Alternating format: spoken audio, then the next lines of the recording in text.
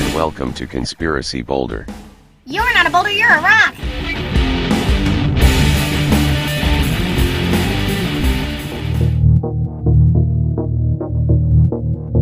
Welcome to Conspiracy Boulder News.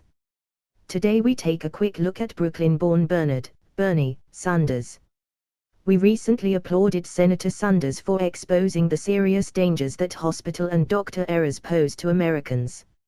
Senator Sanders exposed that medical and hospital errors kill over 1,000 Americans daily. Notwithstanding, does the senator have a secret communist leaning we weren't aware of? Well, recently, 74-year-old presidential candidate Bernie was again accused of being a communist. Many sources have condemned him as a Marxist. Some have even compared his brand of socialism to Nazis. And many sources have defended him as simply being a good old Democratic Socialist. So we took a quick look for any red flags. Literally.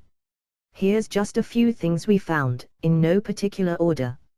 First, when Bernie became mayor of Burlington, Vermont, he called it the, quote, People's Republic of Burlington, Vermont. End quote.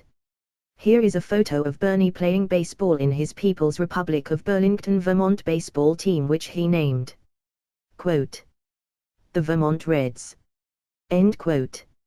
And here is a picture of a jersey. Notice how suspiciously communist the logo looks. See the communist star. See the communist clenched fist. The jersey that Bernie is wearing as he pitches has the communist clenched fist wielding a baseball bat as a dangerous weapon to beat the masses into submission. Ouch. Senator McCarthy would have had zero work to do on this one. Let's call this strike one. Now, back in his time at the University of Chicago, Bernie became a member of the Young People's Socialist League, which was the youth affiliate of the Socialist Party of America. That would be strike two. In 1963, young socialist Bernie was locked up for resisting arrest while participating in Socialist Party protests. That would be strike three. As mayor of Burlington, in 1985, Bernie sent a letter of support to the violent Nicaraguan Sandinistas, praising their socialist revolution, even as the American government was officially condemning the communist movement. In his letter to the Sandinistas, Bernie signed off using the rallying cry of Marxist revolutionary Guevara. Quote, "We will overcome." End quote. Strike 4.